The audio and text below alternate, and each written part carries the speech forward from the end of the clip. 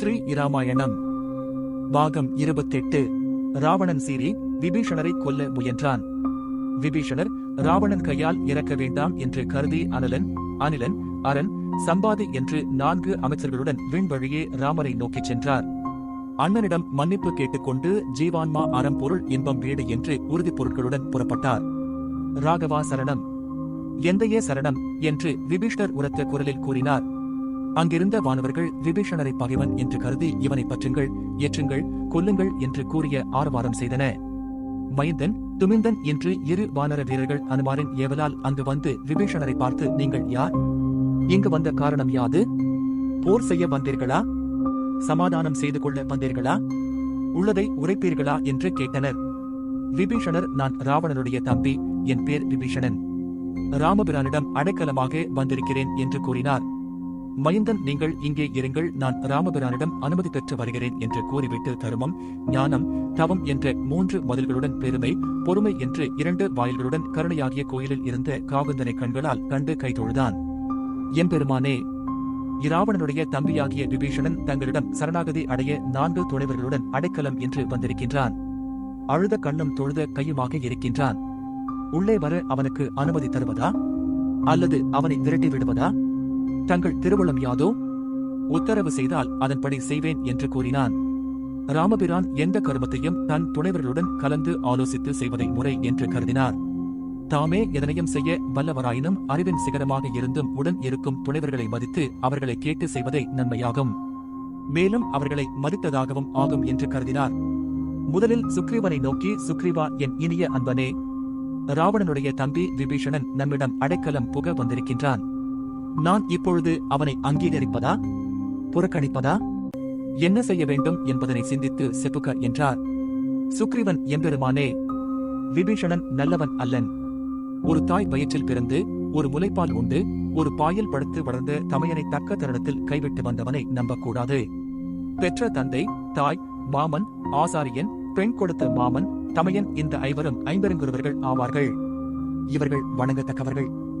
ஐயனே, விபீஷணன் தமையனாரை பகைத்து காட்டி கொடுக்க வந்திருக்கின்றான். அவனை தூயவன் என்று எண்ணக்கூடாது, தீயவன் ஆனான். அவனுக்கு அடைக்கலம் கொடுப்பது நன்றன்று என்று கூறினான். ஜாம்பவான் ராமரை தொழுது, ஐயனே, கருணைக்கடலே, சிறியனுடைய கருத்தை கேட்டருளும். அரக்கர்களும் இரக்கமற்றவர்கள், அவர்களுக்கு பாவம் என்றால் பாயாசம். ராவணன் இரக்கமற்று வந்த எம்பிராட்டியை கவர்ந்து சென்றான். இவன் அவருடைய தம்பிதானே? இவனை எவ்வாறு நம்புவது? இவனை நம்மிடம் அணைத்துக் கொள்ளாமல் அகற்றுவதை நன்மை என்றான். நீலன், எம்பெருமானே, இது பற்றிய நாயினேன் கருத்தை நவில்வேன். தேவரீர் உடைய திருவுள்ளம் திருப்பார்க்கடலையனையது. தங்கள் திருவுளம் அறியாதது யாதொன்றும் இல்லை எனினும் எங்களை ஒரு பொருட்டாக மதித்து கேட்கின்றீர். இந்த உலகில் யாரை நம்புவது? நல்லவரைப் போல் நடித்து வாழும் வல்லவர்கள் தாம் அதிகம். அரக்கர்கள் மாயையில் வல்லவர்கள். இதற்கு சான்று மாரீசன் மானாக வந்து தேனாக விளையாடி நமக்கு துன்பத்தை விளைவித்தான். ஆதலால் விபீஷணனும் அந்த வரிசையில் வைத்து எண்ண வேண்டியவன்தான். நாம் ஒருபோதும் இவனை நம்பக்கூடாது என்று கூறினான். அங்கதன், அண்ணலே, அரக்கர்கள் அநியாயத்தை அஞ்சாமல் செய்வார்கள். பேச்சுக்கு முன் சிரிக்கின்ற பெண்ணையும் நம்பக்கூடாது. தொழுகின்ற கையில் ஆயுதம் ஒடுங்கியிருக்கும். இவன் அழுது நம்மை அணுகி நமக்கு தீங்கு செய்ய வந்திருக்கின்றான். இவர் பாங்குடையவன் அல்லன் என்றான்.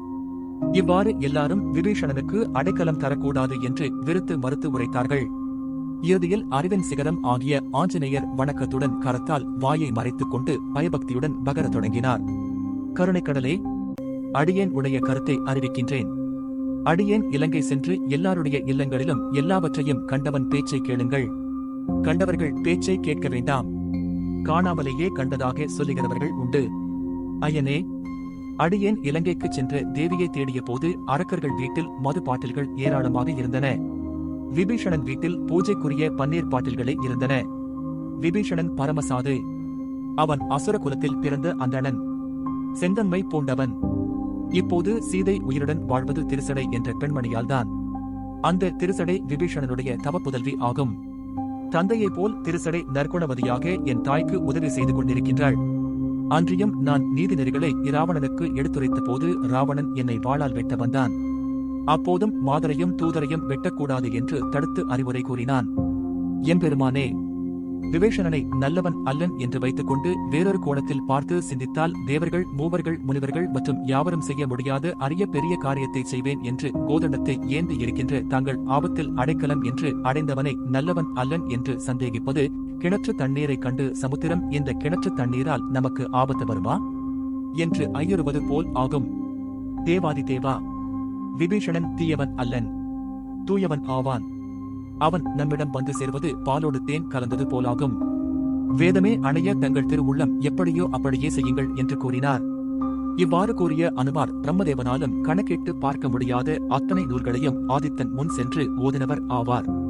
ராமச்சந்திரமூர்த்தி தன் நண்பர்கள் அனைவரின் சீரிய வசனங்களை செவிமடுத்து தன் திருவுள்ள கருத்தை கூறுவார் ஆயினார். அன்பர்களே, நீங்கள் எல்லாரும் என்பால் அன்பு உடையவர்கள், தெளிந்த மதிநலம் படைத்தவர்கள், எல்லாரும் என் நன்மைக்காகவே பேசுகின்றவர்கள். அடைக்கலம் புகுந்தவர்களை ஆதரிப்பது என் குல தர்மம் ஆகும். அடைக்கலம் என்று தனபால் வந்த அற்ப புறாவுக்கு தன் உடல் தசையை அறுத்துக் கொடுத்த சிபி சக்கரவர்த்தியின் பேரன் நான். அடைக்கலம் என்று வந்தவர்கள் நல்லவர்களோ அல்லவர்களோ ஆதரிப்பது அரச தர்மமும் ஆகும். இமயனுக்கு அஞ்சி தன் பால் அடைக்கலம் புகுந்த மார்க்கண்டேயரை சிவபெருமான் அபயம் தந்து ஆதரித்த அருள் திறத்தை மறக்கலாமா? முதலை பற்றிக் கொள்ள அதனுடன் போர் புரிந்து வெல்லும் திறமையின்றி மெலிந்த நெலிந்த யானை நம்பிக்கையோடு தும்பிக்கையை தூக்கி ஆதி மூலம் என்று பொதுவான பெயரிட்டு அழைத்த போது அந்த யானையை நாராயணர் ஓடி வந்து காத்ததை அபயம் என்ற யானைக்கு உபய பாதங்களை தந்ததை மறக்கலாமா? அன்றி மற்றொரு வரலாறும் கூறுகிறேன், கவனமாக கேளுங்கள். ஒரு கானகத்தில் ஓர் ஆலமரத்தில் கணவனும் மனைவியும் ஆகஸ்ட் 2 புறாக்கள் வாழ்ந்தன. அப்புறாக்கள் இரு உயிர் ஓரிடம்பாக ஒற்றுமையாக வாழ்ந்தன. பெண் புறா தன் கணவனாகிய ஆண் புறாவுக்கு வியர்க்குமானால் தன் சிறகினால் விசிறிவிடும்.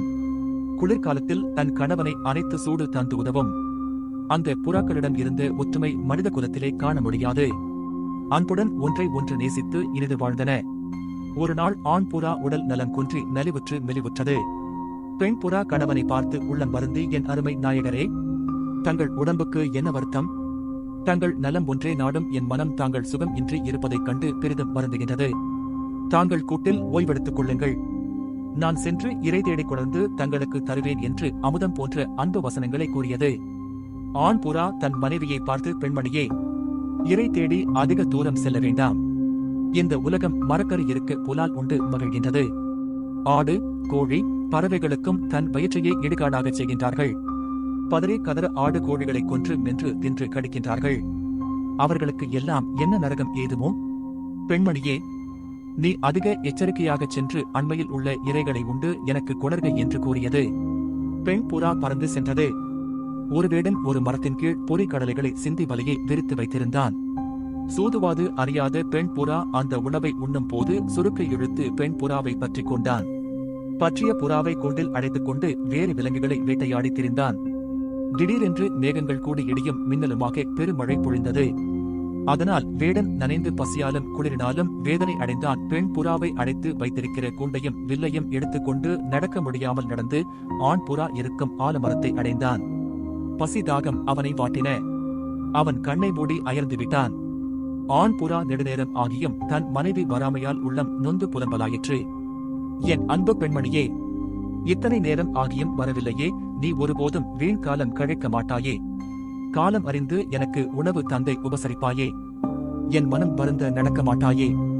என் உடம்பில் தினவெடுத்தால் உன் மூக்கினால் சொரிந்து விடுவாயே. கண்ணை இமை காப்பது போல் என்னை காத்து நலம் புரிவாயே. உனக்கு என்ன ஆயிற்று? எந்த பாவி உன்னை பற்றிக் கொண்டானோ? இனி உன்னை இந்த பிறப்பில் காண முடியாதோ? உன்னை பிரிந்து எங்கனம் வாழ்வேன் என்று அழுது புலம்பியது. பெண் புறா தன் கணவனுடைய அழுத மொழிகளை கேட்டு களிப்புற்றது. கணவன் தன்னை புகழ்வதை கேட்டு புலகாங்கிதம் அடைந்தது. இந்த பிறப்பில் எனக்கு கணவனார் அன்பு ஒன்றே போதும் என்று கருதி தன் கணவனை நோக்கி கூறலாயிற்று. பிரணபதி, நான் இவ்வேடனுடைய கூண்டில் அடைப்பட்டு கிடக்கின்றேன். இவ்வேடன் என்னை ஏமாற்றி வலை விரித்து பிடித்துக் கொண்டான். தாங்கள் என்னை புகழ்ந்து கூறிய அன்பு வசனங்களை கேட்டு அகமிக மகிழ்ந்தேன். இந்த உலகில் எனக்கு என்ன வேண்டும்? கணவன் அன்பு ஒன்றே வேண்டும். என் அருமை நாயகரே, இல்லறத்தில் வாழ்கின்றவர்கள் விருந்தோம்ப வேண்டும். அது தலையான கடமையாகும். இந்த வேடன் நான் வாழுகின்ற வீட்டிற்கு வந்திருக்கின்றான். இவனுக்குள்ள இடரை நீக்கி பசியார ஏதாவது பறந்து உதவி செய்யுங்கள் என்று கூறியது. இதை கேட்ட ஆண் புறா, என் அருமை மாதரசே, இந்த பிறப்பில் உன்னை காண முடியாமல் போகுமோ என்று எண்ணினேன். கடவுளின் கருணை உன்னை என் பால் சேர்த்தது. இனி எனக்கு ஒரு குறையும் இல்லை. நீ சொல்லியபடி வேடனுக்கு உதவி செய்வேன் என்று கூறியது. அங்கு ஒருபுறம் எரிகின்ற காட்டில் ஒரு சிறு கொள்ளியை தன் அழகினால் கொண்டு வந்து வேடனுக்கு முன்னே வைத்து உலர்ந்த சிறு சிறு சுள்ளிகளை வைத்து தீயை வளர்த்தது. வேடன் குளிர் நீங்கி மகிழ்ச்சி அடைந்தான். ஆண் புறா, அன்பரே, இந்த ஆலமரம் இதோ என் எதிரில் இருக்கும் என் மனைவியும் நானும் வாழ்கின்ற வீடு ஆகும். இல்லறத்தார் விருந்தோம்ப வேண்டும். எங்கள் வீட்டிற்கு வந்த நீ பசியோடு இருக்கக்கூடாது. புறாக்கள் ஆகிய நாங்கள் புலால் உண்ணாத சைவ பிராணிகள். எத்தனை காலம் வாழ்ந்தாலும் மரணம் என்பது ஒன்று உண்டு. நான் இந்த தீயில் வீழ்வேன், என்னை உண்டு நீ பசியாறுக என்று கூறி தீயில் விழுந்து விட்டது. வேடன் அப்புறாவின் அன்பை பார்த்து அதிர்ச்சி அடைந்தான். அந்த புறாவுக்கு உள்ள நற்குணம் நமக்கு இல்லையே. நான் இரக்கமில்லாத அரக்கனாக வாழ்ந்தேனே, எனக்கு நற்கதி கிடைக்குமா? இனி இந்த ஈனத் தொழிலை செய்யேன் என்று கூறி பறவையை அழைத்து வைத்திருந்த கூண்டை பெயர்த்து எறிந்தான். வில்லையும் அம்பையும் வீசி எறிந்தான். கண்ணீர் வடித்தான். உள்ளம் துடித்தான்.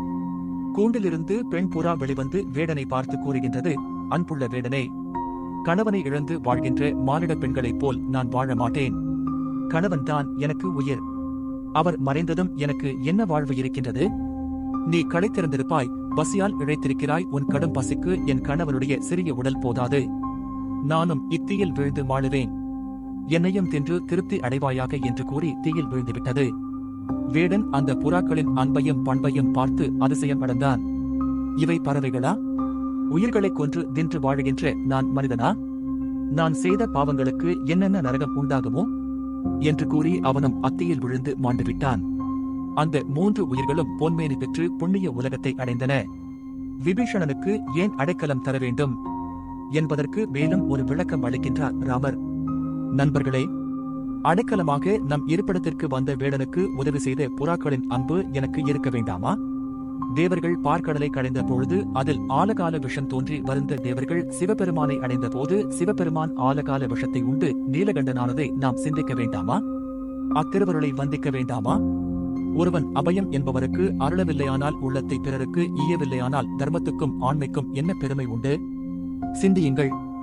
சீதையை இராவணன் கவர்ந்து சென்றபோது அபயம் என்று அழுக ஜானகியின் குரலை கேட்டு ராவணனை தடுத்து கடும் போர் புரிந்து சிவபெருமானுடைய வாளினால் சிறகையும் உயிரையும் இழந்து தெய்வ மரணம் பெற்ற என் பெரிய தந்தையாகிய ஜடாயு பகவானுடைய கருணைத்திறத்தை நாம் மறக்கலாமா? ஆதலினால் நண்பர்களே, அடைக்கலம் என்றாலே ஆட்கொள்ளுவதுதான் சிறந்த அறமாகும், கடமையாகும். நம்பால் அடைக்கலமாக வந்த விபீஷணனை ஆதரிக்க வேண்டும். தம்பி சுக்ரீவா, நீயே போய் விபீஷணனை அழைத்து வா என்று கட்டளையிட்டார். சுக்ரீவன் விபீஷணரிடம் வந்து அவனை தழுவிக்கொண்டு, எம்பெருமான் உன்னை அழைத்து வருமாறு என்னை அனுப்பினார் என்று கூறினான். இது கேட்டு விபீஷணர் அழுதார். ராமபிரானை திசை நோக்கி தொழுதார். பஞ்சு என்று சொன்னவுடனேயே சிவக்கின்ற மெல்லிய பாதங்களை உடைய சீதா தேவியை கவர்ந்த வஞ்சகன் உடைய தம்பியாகிய என்னை வருக என்று அருள் செய்தாரோ? பரமேஸ்வரன் நஞ்சை உண்டு நஞ்சையும் கண்டத்தில் தரித்து அருள் செய்தது போல் எனக்கு அருள் புரிந்தார் என்று கூறி எண்ணினார். தன்னை கடைந்து துன்பம் செய்த தேவர்களுக்கு கடல் அமிர்தத்தை வழங்கியது போல் எம்பெருமான் எனக்கு அருள் புரிந்தார் என்று எண்ணினார். சுக்ரீவனுடன் விபீஷணர் சென்று மரகத மலையின் மேல் சாய்ந்திருக்கும் மணிவண்ணனைக் கண்டு ஆனந்த வெள்ளத்தில் அழுத்தினார். ரகுவீரா அபயம், ராமச்சந்திரன் அபயம், தசரதநந்தனா அபயம் என்று கூறி ஐயன் திருவடியில் வீழ்ந்தார். விபீஷணர், என் அண்ணனாகிய ராவணன் என்மேல் சீறி என்னை வெறுத்து ஒதுக்கியதும் ஒரு நன்மையாயிற்று. தேவருக்கும் யாவருக்கும் கிடைக்காத ராமருடைய திருவடி எனக்கு கிடைத்தது. நான் பிறவி துயரத்தை தீர்ப்பேன் என்றார்.